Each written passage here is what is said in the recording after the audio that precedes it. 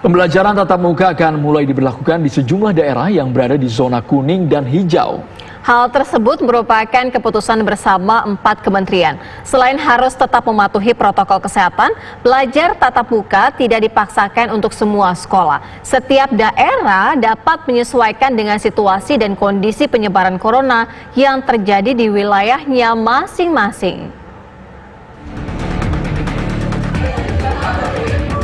Pemerintah telah memutuskan pembelajaran pada masa pandemi bisa dilakukan secara tatap muka di zona kuning dan zona hijau. Hal tersebut berdasarkan revisi surat keputusan bersama 4 menteri, yaitu Menteri Pendidikan dan Kebudayaan, Menteri Kesehatan, Menteri Agama, dan Menteri Dalam Negeri. Namun Mendikbud Nadiem Makarim mengatakan sekolah tatap muka tidak dipaksakan terhadap seluruh sekolah. Selain itu, setiap daerah bisa menentukan dan menyesuaikan dengan situasi dan kondisi yang terjadi di wilayahnya masing-masing.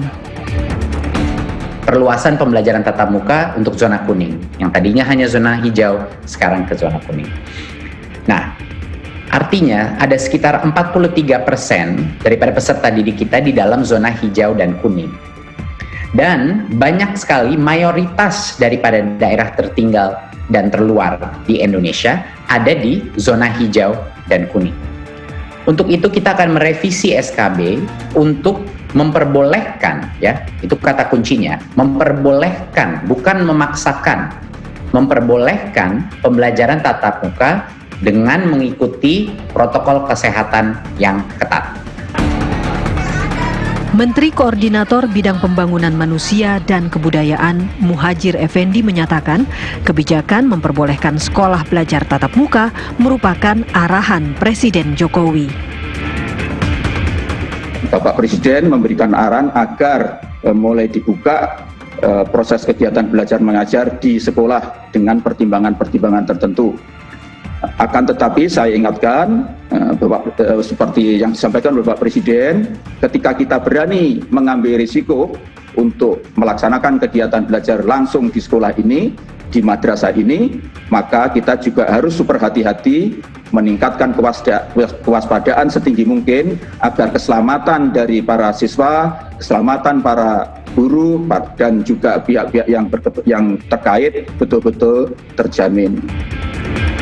Berdasarkan data Satgas COVID-19, terdapat 276 kabupaten kota yang masuk kategori zona kuning dalam peta zonasi per 3 Agustus. Sementara itu, terdapat 43% peserta didik di dalamnya. Tim TV One mengabarkan.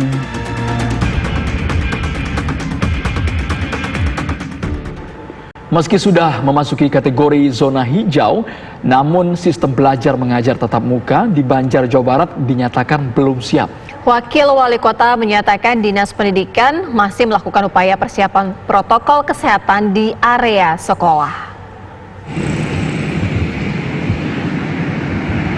Sudah hampir 1 bulan ini, Kota Banjar, Jawa Barat nihil dari pasien terkonfirmasi positif COVID-19. Bahkan di RSUD Banjar, sebuah rumah sakit rujukan, juga tidak ada satupun pasien COVID-19 yang dirawat. Meski sudah masuk kategori zona hijau, namun pemerintah Kota Banjar masih belum siap membuka sekolah dengan belajar secara tatap muka. Dinas Pendidikan setempat hingga kini masih melakukan persiapan penerapan protokol kesehatan di lingkungan sekolah. Kemarin dari Dinas Pendidikan tingkat kesiapannya juga untuk mulai melakukan pendidikan tatap muka, menurut penilaian kami bersama bahwa itu belum siap.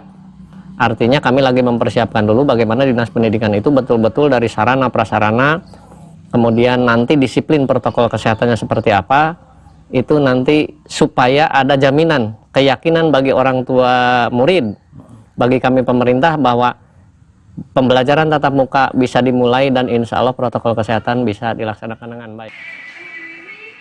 Seluruh sekolah diwajibkan menyediakan tempat cuci tangan dan menyiapkan cairan pembersih tangan di setiap ruangan. Baik siswa maupun guru juga diharuskan memakai masker selama proses belajar mengajar. Dari Banjar, Jawa Barat, Aditya Triwahyudi, TV One mengabarkan. Sementara itu sejumlah orang tua siswa ingin sekolah kembali dibuka dengan sistem pembelajaran secara tatap muka. Sekolah baik di tingkat sekolah dasar hingga menengah ke atas kembali dapat belajar dengan mendatangi sekolah dan tidak melalui daring. Sekolahnya di sekolahan. Tatap muka gitu ya, langsung ke sekolah. Muka, ya. Alasannya kenapa, Bu? Ya, anak-anak kan lebih ini, pembelajarannya lebih nyampe ya.